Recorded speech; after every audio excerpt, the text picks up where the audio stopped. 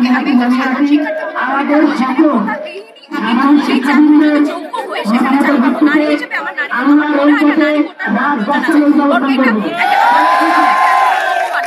আমি পিছিয়ে আছি তাহলে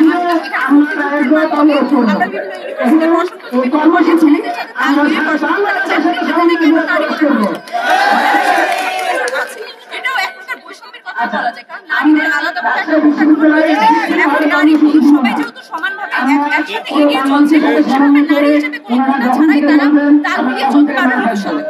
আমাদের দাবি একটাই, আমরা সকল সরকারি চাকরিতে বৈষম্যমূলক কোটা সংস্কার চাই, সেটা সর্বোচ্চ 5% হতে পারে।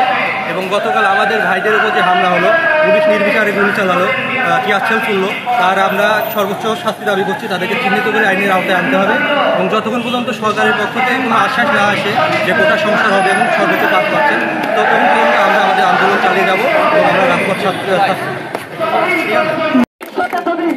আমাদের এই আন্দোলনে অংশগ্রহণকারী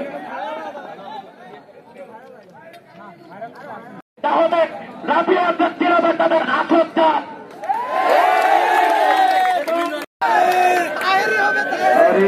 বঙ্গবন্ধুর বাংলায় বৈষম্য রয়েছে।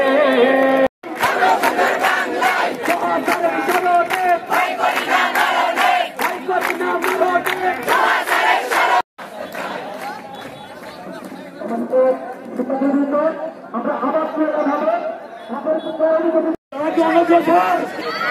তার মানে আমরা 5%-এর বেশি কোন চাকরিতে কোটা মেনে নেব না। এক সময় এক দাবি